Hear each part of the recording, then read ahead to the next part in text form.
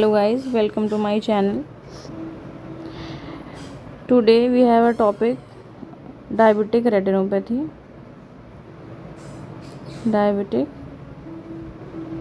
retinopathy. आज हम diabetic retinopathy देखेंगे। जैसा कि इसमें देख रहे हैं, ये जो दी है ये एक हेल्दी आई है। It's a healthy eye. इसमें ये सारी चीज़ें दी हुई हैं: cornea, lens, vitreous, retina, macula, optic disc, retinal blood vessels, ये सारी चीज़ें दी हुई हैं।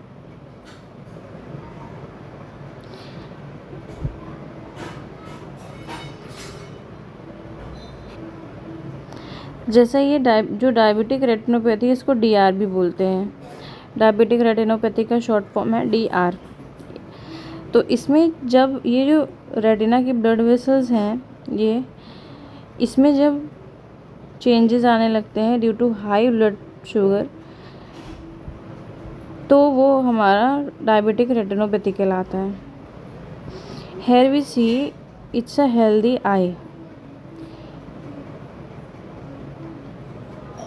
ये एक हेल्दी आई है जिसमें कोई भी प्रॉब्लम नहीं है। इसको हम बोल सकते हैं इमेट्रोपिक और नॉर्मल आई। ठीक है, ये आपका मैक्यूला है, ये ऑप्टिक डिस्क है, ये सारी चीज़ें हैं इसमें। It is a healthy.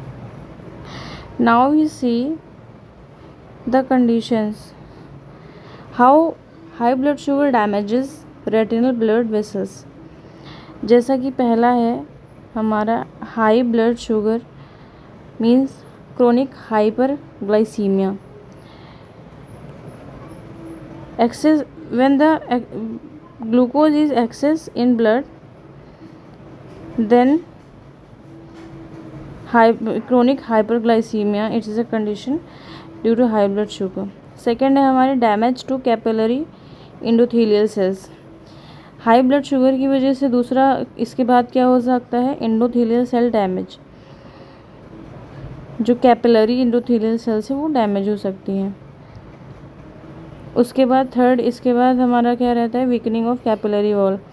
अगर ये एंडोथेलियल सेल्स जो है वो डैमेज होंगी, उसकी वजह से फिर हमारा कैपिलरी जो वॉल होती है वो भी डैमेज होना, वीक होना स्टार्ट हो जाती है।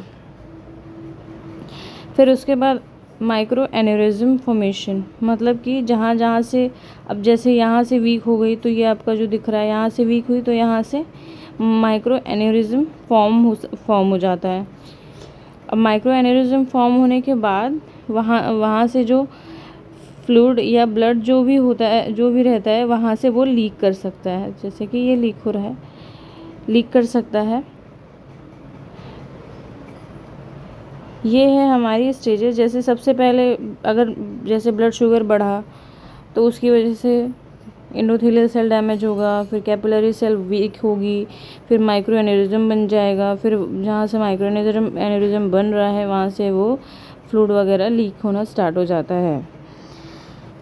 जैसे कि ये जो एरिया है यहाँ पे देख सकते हैं, ये एरिया, ये पूरा इसमें दिखा रहे हैं कहाँ कहाँ जो डायबिटिक रेटिनोपैथी के चेंजेस आए हैं। Micro aneurysm, dot and blot haemorrhages, hard exudates, cotton wool spots, ये सारी चीज़ें आई हैं। इनको अब अगर बड़े में देखेंगे तो ये जो माइक्रो एन्यूरिज्म है, डॉट एंड ब्लॉट हेमरेजेस हैं, हार्ड एक्सुडेट्स हैं, कॉटन वूल स्पॉट्स हैं। तो इसमें क्या रहता है, हार्ड एक्सुडेट्स कब बनते हैं? हार्ड एक्सुडेट्स होते हैं जब जो ब्लड होता है वो धीरे धीरे वहाँ पे हार्डनिंग हो जाता है, मतलब कि वो ब्लड जो है थोड़ा सा पुराना होने लगता है, तो ये हार्ड एक्सुडेट्स बन जाते हैं। और उसके बाद जो डॉट एंड ब्लॉट हेमरेज, ये डॉट डॉट करके जो दिखाई देते हैं वो डॉट एंड ब्लॉट हेमरेजेस होते हैं, ऐसे डॉट डॉट से रहते हैं। और उसके बाद जो ये माइक्रो एन्यूरिज्म रहते हैं, माइक्रो एन्यूरिज्म जैसे कि जो ब्लड वेसल है वो कहीं कहीं से थोड़ी सी उसका शेप जो रहता है, ऐसे कुछ भी चेंजेस आ सकते हैं, वो अगर दिखते हैं तो उसको माइक्रो एन्यूरिज्म कहते हैं। कॉटन वूल स्पॉट क्या होते हैं? कॉटन वूल स्पॉट होते हैं जो ये जैसे ये दिख रहे हैं फेडेड फेडेड से, इनको कॉटन वूल स्पॉट बोलते हैं। तो ये है, और इसमें जो की पॉइंट्स हैं इसके वो याद कर सकते हैं। सबसे पहले जो chronic high blood sugar damages retinal capillaries, then micro aneurysm formation, then leakage, then retinal changes. और अगर ये सारे जो भी चेंजेस हो रहे हैं, अगर इनको ट्रीट नहीं किया गया तो विजन भी लॉस हो सकता है पेशेंट का। Now we see the clinical features of diabetic retinopathy due to high blood sugar damages retinal blood vessels, leakage, ischaemia, tissue damage. First, microaneurysm. In microaneurysm is small circular outpouching of capillary wall.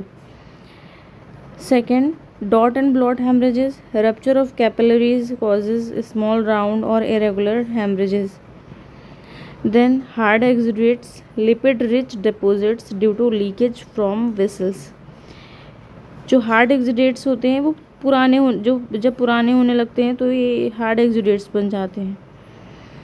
Then cotton wool spots, nerve fiber layer infarcts due to retinal ischemia.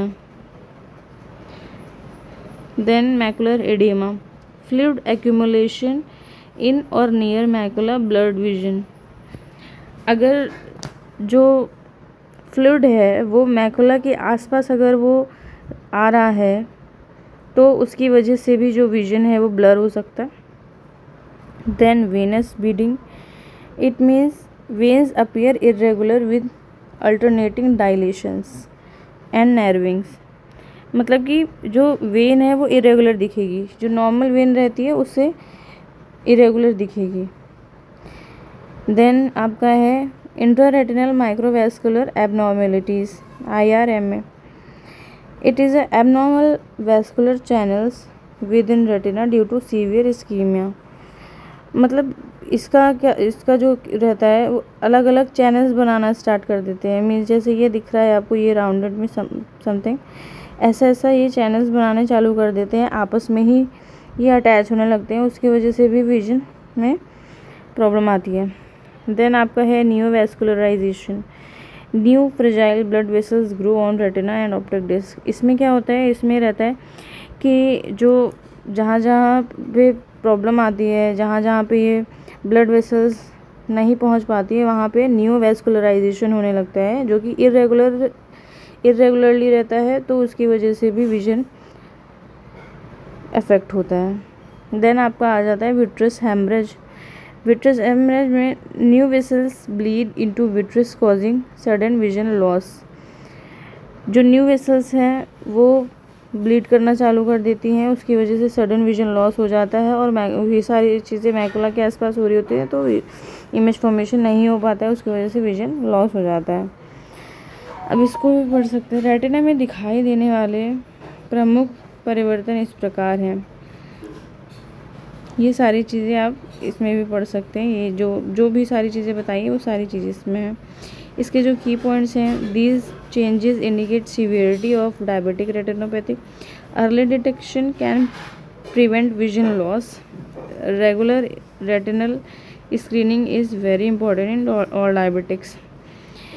जैसा कि हम बोलते हैं कि हर diabetes वाले patient को, जिसको भी डायबिटीज़ है, उसको in every 6 months we have to do checkup, check their eyes। तो हर 6 महीने पे उनकी आइज़ को चेक करवाना चाहिए।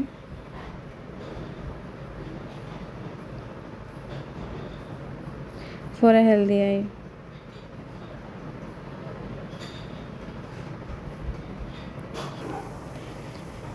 Here now we see NPDR and PDR. These are the two types of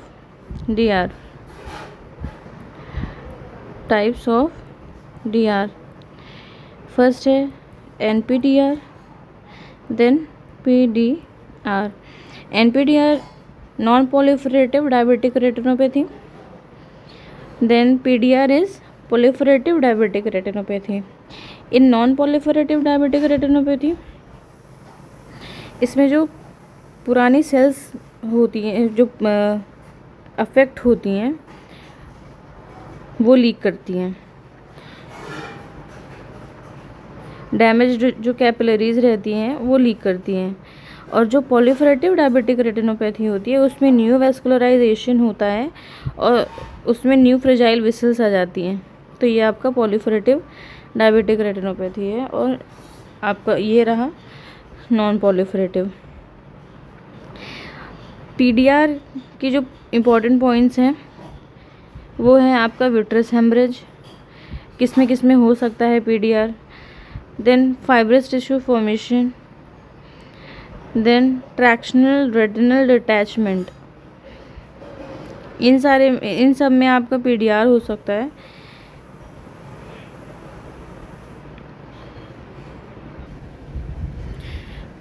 then इसका ये आप ये भी देख सकते हैं, डायबिटिक रेटिनोपैथी के 2 टाइप्स होते हैं। फर्स्ट है नॉन proliferative डायबिटिक रेटिनोपैथी यानी कि NPDR। देन इसमें NPDR में क्या होता है कि जो पुरानी रेटिनल वेसल्स होती हैं वो वीक होके लीक होने लगती हैं, जहाँ से कैपिलरीज डैमेज हो जाती हैं फिर वो लीक होने लगती हैं, जिसमें माइक्रो एन्यूरिज्म, हेमरेज और एक्सुडेट्स बनते हैं NPDR में। सेकेंड है आपका proliferative diabetic retinopathy. proliferative diabetic retinopathy में इसमें क्या होता है कि जो ऑक्सीजन की कमी के कारण जो वेसल्स होती हैं वो न्यू वेसल्स बनने लगती हैं जो बहुत ही वीक होती हैं और जिन्हें न्यू वेस्कुलराइजेशन भी कहते हैं। ये जो वेसल्स होती हैं वो कभी भी फट सकती हैं और विट्रस में कभी भी खून भी आ सकता है। इसके अलावा जो फाइब्रस टिश्यू होता है वो बनकर सिकुड़ता है और रेटिना को भी खींचता है, जिसमें ट्रैक्शनल रेटिनल डिटैचमेंट हो सकता है जो विजन के लिए बहुत ही डेंजरस हो सकता है। देन आपके ये की पॉइंट्स है NPDR का है, PDR की जो पॉइंट्स हैं, PDR में क्या क्या हो सकता है। सो गाइज आज के लिए इतना ही। Thank you for listening.